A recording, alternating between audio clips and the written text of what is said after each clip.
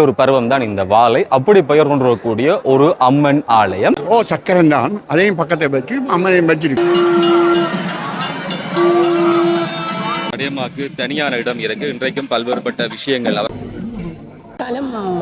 அந்த கோயில்ன்றதம் 35 கோடி ரூபாய் செலவில் பிரம்மாண்டமான ஒரு கோவிலாக வாழைக்குமரி என்று சொல்லுவினம். வாழைக்குமரி என்ற இளம் பெண்.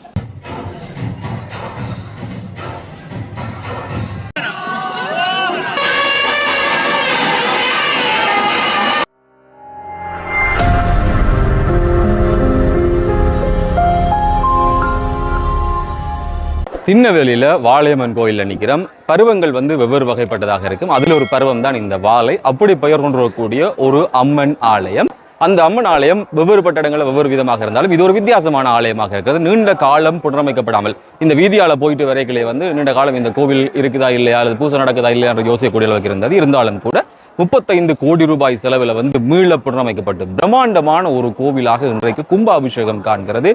2 நாள் எண்ணக்காப்பு நடந்தது. பல்வேறுபட்ட அந்தன சிவாச்சாரியர்கள் வெவ்வேறுபட்ட பகுதியிலிருந்து இந்த பிரம்மாண்டமான கும்பாபிஷேகம். உள்ளுக்கு நிறைய சன்னிதானம் இருக்கு. வாழையம்மன் என்ற கோவிலே எங்களுக்கு புதுசா இருந்தாலும் கூட அம்பாள் வழிபாட்டில் ஈடுபடக்கூடிய அல்லது ஒவ்வொரு மரபுகளுக்கு ஏற்றபடியில் இந்த வழிபாடுகள் வித்தியாசப்படும். அதனுடைய ஒரு அடிப்படையில் தான் இந்த வாழையம்மன் வழிபாடு அல்லது இந்த கோயில் வழிபாடு. இன்றைய கும்பாபிஷேகம் எப்படி இருக்கிறது, மிக முக்கியமான விஷயங்கள் என்ன நடக்குது அப்படின்றத இந்த காணொலியில் பதிவு செய்கிறேன். யார் இப்பதான் காணொலிக்கு வாரீங்கன்னு சொன்னா மறக்காம சேனலை சப்ஸ்கிரைப் செய்து வைங்க. அருகில் இருக்கக்கூடிய பெல் ஐகானை கிளிக் செய்யுங்க. தேவைப்படக்கூடிய ஆளு காணொலி அனுப்பிங்க. காணொலியில் கீழே மறக்காம உங்களுடைய கருத்துக்களை பதிவு செய்யுங்க. கோயிலுடைய முன்புற பகுதி கும்பாபிஷேகத்துக்குரிய அந்த கிரியைகள் எல்லாமே ஆரம்பமாக போகிறது. சின்ன கோயிலே இருந்ததம்மா, இதோ வேண்ட பழகு வித்ததால வந்த பிரச்சனை ஏதோண்டு சொன்னவன். எப்படி புதுமையானவ இந்த அம்மன்? ஐயோ நல்ல இதானவா இல்லை. அந்த காலம் அந்த கோயிலன்றதம்மா பக்திக்குரிய தானே. இப்பதானே ஆடம்பரமும் இதுகள் எல்லாம் செய்திருந்தது. அப்படி இல்லை. இப்ப என்ன வாழையம்மன் என்ன ஒரு என்ன வாழைக்குமரி என்று சொல்லுவினம். வாழைக்குமரி என்ற இளம் பெண் வாழையம்மன். அப்ப நமக்கு சக்தி கூட. அந்த மூலஸ்தானத்தை பார்த்தீங்களா என்ன கம்பீரமாக இருக்குண்டு. அதுதான் அதில் கூட தெரிகிறது. முந்தியும் இப்படி அம்மன் இருந்தா அல்லது முந்தைய வாழையம்மன் தான். வாழையம்மன் கோயில் இதில் இருந்தது. அது ஒரு சின்ன கோயிலாக இருந்தது. எனக்கு அது என் நினைவில் கூட மறந்து போயிட்டது. அந்த அவ்வளோ காலம். இன்னைக்கு நான் நினைக்கிறேன் கூடின காலம் ஏதோ கும்பாபிஷேகம் நடக்குதம்மா. இது கும்பாபிஷேகம் இல்லை. இப்பதான் எல்லாம் முழுசா கட்டி புதுசா வந்திருக்கு கோயில். யார்கிட்டயோ கையளிக்கவையாம். அது வழக்கிருந்ததாம். இப்ப நல்ல ஒரு ஆர்கிடெக்ட் செய்திருக்கிறாரு. என்ன அம்மன் எப்படி இருக்கிற அவளுக்கு அதான் சரியான தெய்வமா இருக்குது. சரியான 6 அடிக்கு கிட்ட இருக்கு என்ன அம்மன் சுருவாம் அந்த மூலஸ்தானத்துல. நல்ல கச்சிதமா இருக்குது கோயில்.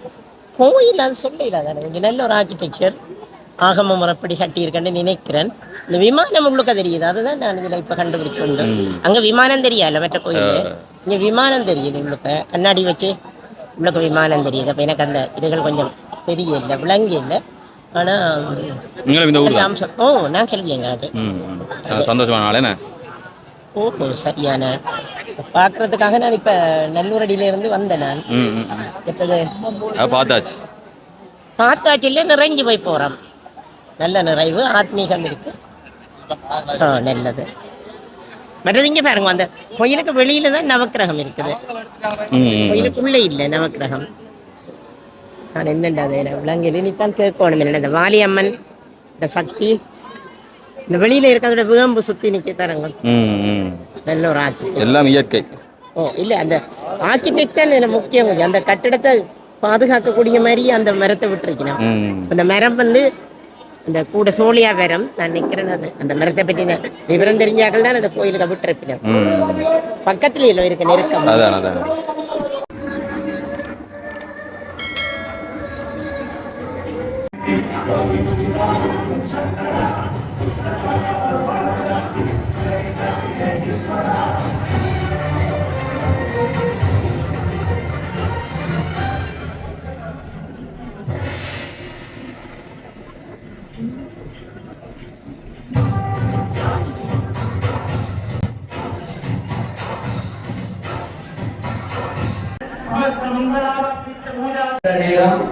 நெருங்கிவிட்டது.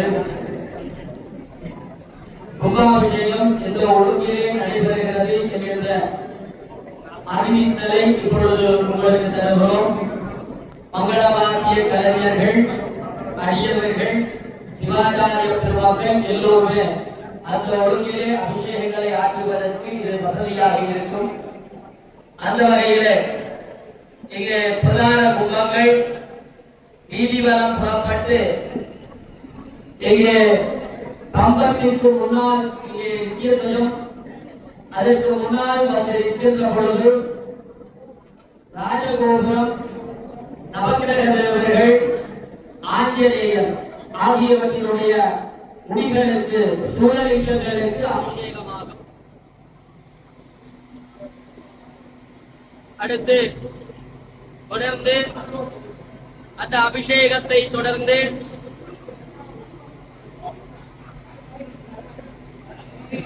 கும்பங்கள் வெளிவீதி வலம் வருகின்ற பொழுது தெற்கு ராஜகோபுரம் அபிஷேகமாகும். அப்படியே பின்பகுதி நோக்கி வருகின்ற பொழுது மேற்கு ராஜகோபுரம், வடக்கு பகுதியை அண்மித்து வடக்கு ராஜகோபுரங்கள் ஆகியவை அபிஷேகமாகும். அந்த ஒழுங்கிலே அபிஷேகங்கள் நடைபெறும். 8 மணிகளுக்கு ஏற்கனவே அபிஷேகம் ஆகிவிட்டது. தொடர்ந்து கும்பங்கள் உள்வீதி பிரதட்சிணம் செல்லுகின்ற பொழுது பிள்ளையார், சிவபெருமான், நாராயண பெருமான், சண்முக பெருமான், மகாலட்சுமி அம்பிகை, அப்படியே நடராஜ பெருமான், சபை, பள்ளியறை அபிஷேகமாகி தொடர்ந்து கும்பம் பலியின் பக்கத்திலே கோவிலுக்கு முதலாலயத்திற்கு முன்னால் வசந்த மண்டபம் சந்திக்கிற இடத்திலே நிற்க மூலாலய ஸ்தூபி அபிஷேகமாகும்.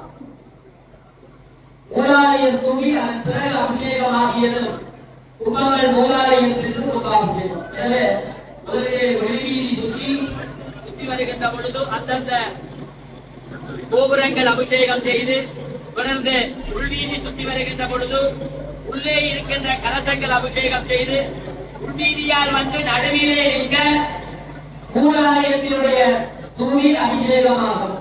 இந்த ஒழுங்கிலேதான் கும்பாபிஷேகம் நடைபெறும் என்பதை அனைவரும் கருத்திலே இருத்திக் கொள்ளுங்கள்.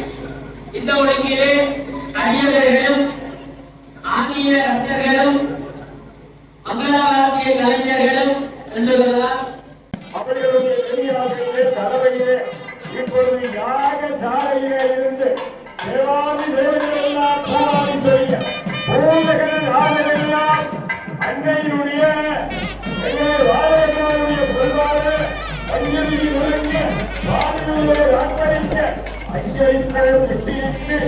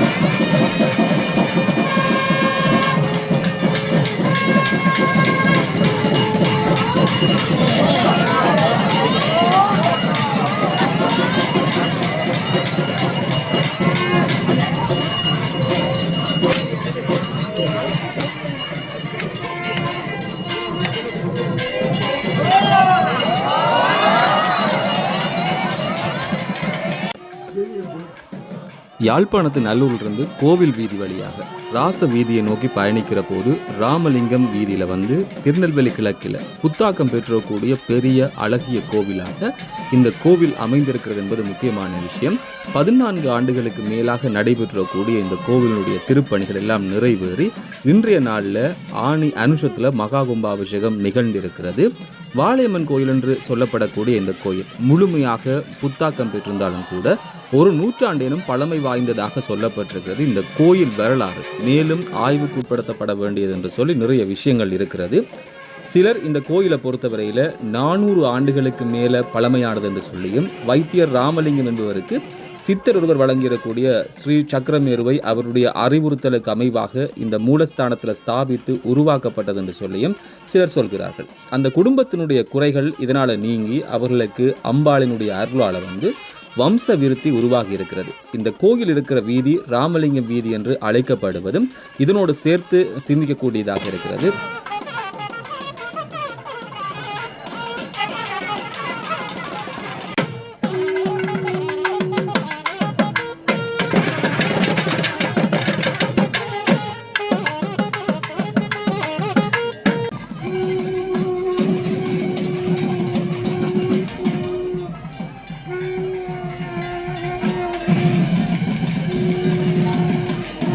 அம்மனில் பலவிதமான அம்மன்கள் இருக்குங்க.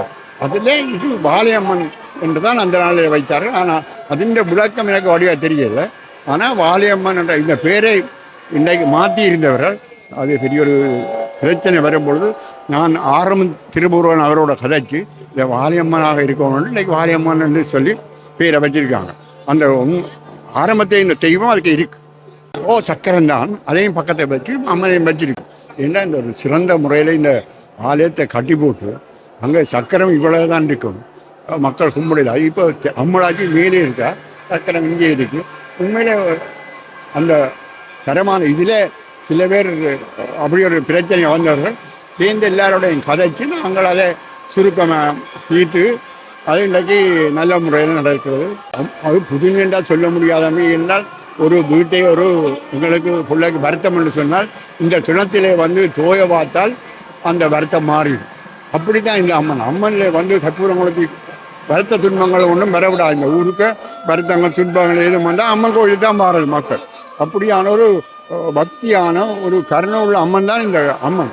இந்த அம்மன் உண்மையிலே லேசான அம்மன். இந்த வாழையம்மன் வேறு எங்கேயுமே இல்லை. இந்த வாழையம்மன் இந்த திண்ணவேலி கிழக்கில் இந்த செங்குந்தர் பகுதியிலே தான் இந்த வாழையம்மன் இருக்கின்றது. ஆகவே அந்த வாழையம்மன் சிறப்பு இன்னும் தனக்கு சொல்லலாம். ஆனால் எனக்கு தெரிந்த மட்டும் இவ்வளத்தையும் நான் உங்களுக்கு கூறிய கும்பாபிஷேகம் சிறப்பான இப்படி ஒரு கும்பாபிஷேகம் உண்மையிலே செய்கிறதுக்கு யாராலே முடியாது. இந்த மக்களுடைய ஒரு பங்கு வேண்டி மக்களுடைய பங்கோட இந்த கும்பாபிஷேகத்தை இந்த கோயிலுக்குரிய முதலாளி செய்து வருகின்றார். உண்மையிலே சிறந்த ஒரு கும்பாபிஷேகம் ஒரு எங்கேயுமே நடைபெறாத.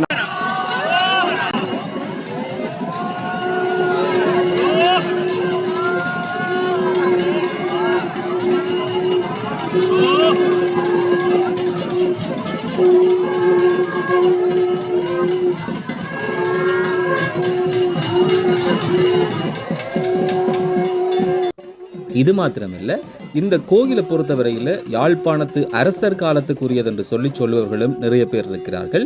இருந்தாலும் கூட இவையெல்லாம் இந்த கோவிலினுடைய பழமையையும் பெருமையையும் பறைசாற்றுவதாக இருக்கிறது. சடையம்ம முதலிய சித்தர்களால் வழிபட்டது என்ற நம்பிக்கைக்குரிய இந்த கோயில் அம்பிகை இந்த வாழை பருவ வடிவத்தில் பருவமடையாத பெண் குழந்தையினுடைய வடிவில் வழிபடப்பட்டதுனால தான் வாழையம்மன் கோயில் என்று அழைக்கப்படுவதாக சொல்லப்பட்டிருக்கிறது. இந்த கோயிலினுடைய கருவறையில் விக்கிரகம் இல்லாமல் ஸ்ரீ சக்கரமேரு வடிவம் மட்டுமே பிரதிஷ்டை முன்பு செய்யப்பட்டிருந்தது.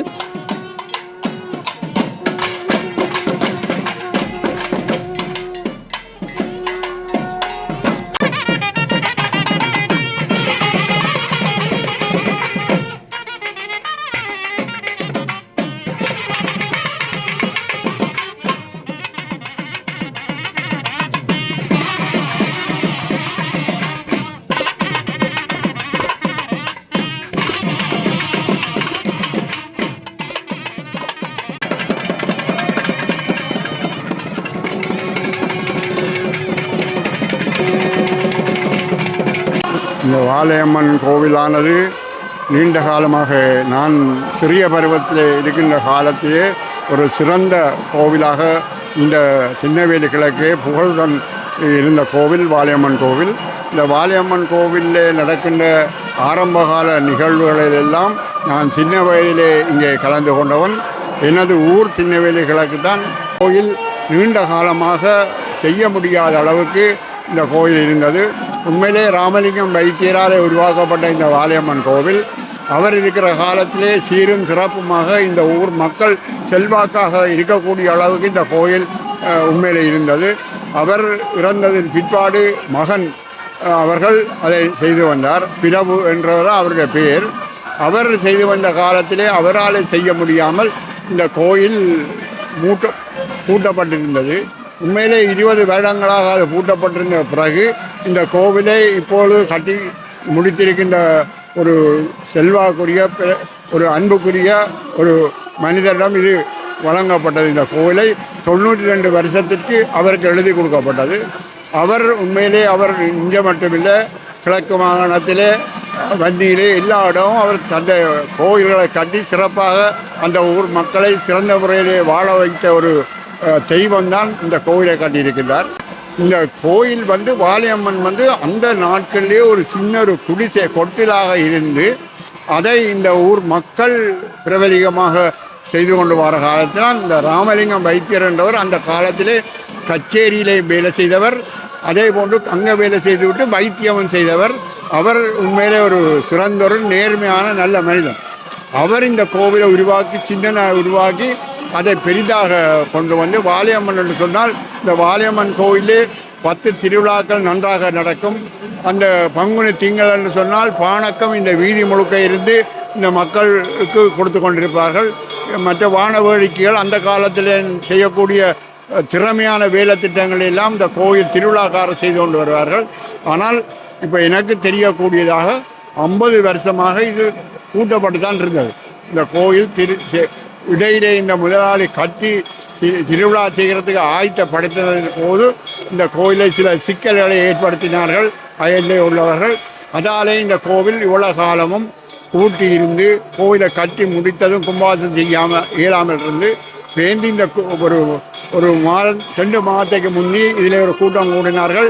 நான் அந்த கூட்டத்துக்கு வந்திருந்தேன். அதிலே இந்த தெய்வங்களுக்கெல்லாம் நெல் அணைக்கிற விஷயம் அது எல்லாம் எல்லாரும் செய்து இந்த கும்பாபிஷேகத்தை செய்கிறதுக்கு இந்த மக்களை கூப்பிட்டு எல்லாரும் இதில் ஒழுங்காக ஈடுபட வேண்டும் என்று நான் எல்லாருக்கும் கருத்தை சொல்லி எல்லாரும் உண்மையிலே என்னுடைய கருத்தை ஏற்றி இந்த கோவிலை அதிலேயும் வாலியம்மன் சரசம நிலையம் அவர்கள்தான் பிரமாண்டமான ஒரு வளர்ச்சியோடு இருக்கின்றார்கள். அவர்கள்ட்ட வாலிபர்கள் இருக்கின்றார்கள். அந்த வாலிபர்கள் இந்த கோயிலுக்கான வேலை திட்டங்களை எல்லாம் செவிச்சு இந்த கும்பாசனம் செய்கிறதுக்கு 100% உறுதுணையாக நின்றவர்கள். அந்த வகையில் இந்த கோயில் இன்றைக்கு சிறப்பாக கும்பாசனம் செய்து முடிந்தது. பாலஸ்தாபனமாகி 14வது வருடத்தில் மிகப்பெரிய கோயிலாக இது மாற்றம் பெற்று கும்பாபிஷேகம் நிகழ்கிறது என்பதுதான் மிக முக்கியமான விடயம். இப்படி கும்பாபிஷேகம் நிகழ்கிற போது இந்த பழமையான ஸ்ரீசக்கரமேருவும் பாலா திரிபுர சுந்தரி விக்கிரகமும் பிரதிஷ்டியாக மூலஸ்தானத்தில் வைக்கப்பட்டிருக்கிறது. 4 வாசல்கள், பெரிய பிரகாரம், உயர்ந்த மதில்கள், அழகிய கோபுரம், 4 புறமும் சதுர்வேத மூர்த்திகளோடு மணிக்கூட்டு கோபுரம், அதே மாதிரி அழகிய புஷ்கரணி என்று சொல்லி இந்த கோயில் மிகச்சிறப்பாக இப்போது காட்சி தருகிறது. ஆரம்பத்தில் இந்த கோயில் வீரவாகுதேவர் வம்சத்தினரான செங்குந்த முதலியார் மரபினரால் சிறப்பாக பரிபாலிக்கப்பட்டதாக சொல்லப்படுகிறது. சில பல காரணங்களால் 35 ஆண்டுகளுக்கு மேலாக மூடப்பட்டிருக்கக்கூடிய இந்த கோயில் இந்து மரபுகளில் இறுக்கமான பற்றும் பக்தியும் மிக்கக்கூடிய ராமதாஸ் நிலையத்தைச் சேர்ந்த அவர் சீவரத்னம், அதே மாதிரி பரமலிங்கம், இந்த 2 பேருமே 2003ஆம் ஆண்டில் சாசனம் மூலம் இந்த கோயிலை இவர்கள் பரிபாலிக்கும் ஆற்றல் உள்ளவர்கள் என கருதி கோயிலினுடைய பரிபாலராக இருந்த அமரர் திருவாளர் பிரபு அவர்கள் கையளித்தார் என்று சொல்லியும் சொல்லப்பட்டிருக்கிறது. இதுக்கு பிறகுதான் கருணாலயம் உள்ளிட்ட பல அறப்பணிகளை முன்னெடுக்கிற ராமதாஸ் நிலையத்தைச் சேர்ந்திருக்கக்கூடிய குடும்பத்தினர் அவர்கள் எல்லோருமே சேர்ந்து 2004 அமரர் தானு வாசுதேவ குருக்கள் தலைமையிலே கும்பாபிஷேகம் ஒன்று செய்து வைத்தார்கள். 2011 பாலஸ்தாபனம் செய்து வைக்கப்பட்டதுக்கு பிறகு கலைக்களஞ்சியத்தை இப்போது உருவாக்கி இருக்கிறார்கள். கோயிலினுடைய திருச்சுவரங்கம் காண்பதற்கு அரிதான சக்கர தேவதைகளான திதிகளுக்குரிய நிதி நித்திய தேவதைகளும் திக் பரிபாலர்களையும் நாங்கள் பார்க்கக்கூடியதாக இருக்கிறது. நீண்ட காலத்துக்கு பிறகு இந்த கோயில் கும்பாபிஷேகத்தோடு பொலிவு பெறுவதென்றது ஊருக்கு மாத்திரமல்ல எல்லோருக்குமே எழுச்சி தரும் என்றதில் மாற்று கருத்துகளுக்கு இடம் கிடையாது. இவ்வாறு மயூரகிரி குருக்கள் ஒரு ஆக்கம் ஒன்றில் இந்த கோவில் பற்றி சிலாகித்து எழுதியிருக்கிறார்.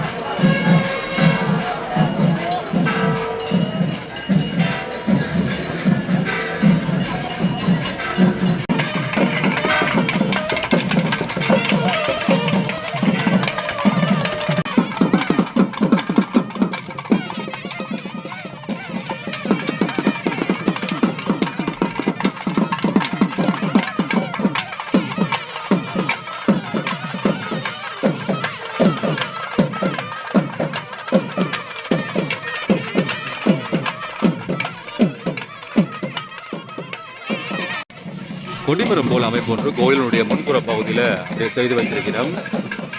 பெண் சித்தர் மரபில் வந்து சடையம்மாக்கு தனியான இடம் இருக்கு. இன்றைக்கும் பல்வேறுபட்ட விஷயங்கள் அவர் பாவித்திருக்கக்கூடிய பல்வேறுபட்ட பொருட்கள் இதில் காட்சிப்படுத்தி இருக்கிறோம். சடையம்மாக்கும் இந்த வாழையம்மன் கோயிலுக்குமே மிக நெருங்கிய தொடர்பு இருப்பதாக எல்லாம் சொல்லப்படுகிறது.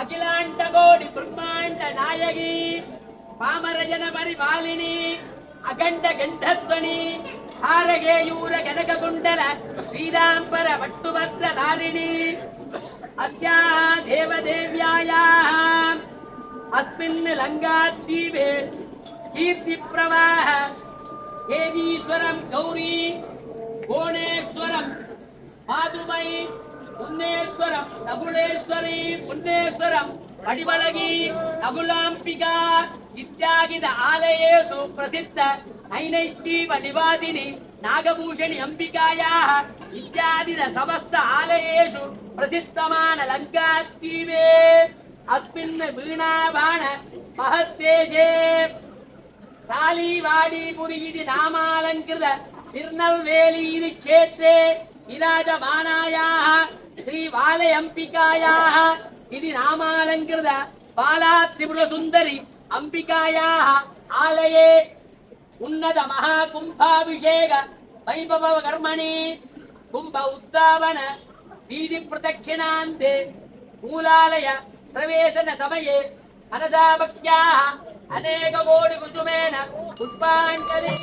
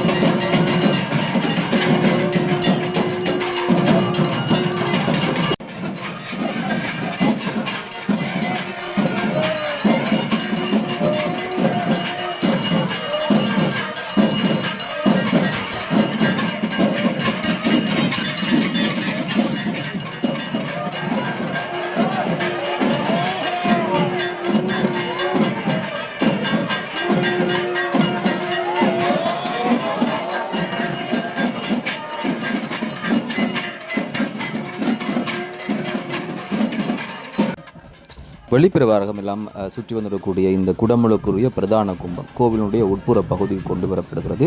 பிரம்மாண்டமான ஒரு கோவிலாக உருவாக்கம் பெற்றிருக்கிறது என்பதை ஆரம்பத்தில் குறிப்பிட்டிருந்தேன். உள்ளே பார்க்கிற போது இவ்வளவு ஒரு நேர்த்தியாக பிரம்மாண்டமாக இந்த கோவில் செய்யப்பட்டிருக்கு. வேறெங்கிலும் இவ்வளவு தூரம் வேலைப்பாடுகள் இவ்வளவு விஷயங்கள் இருக்குதான்னு சொல்லி எனக்கு தெரியாது.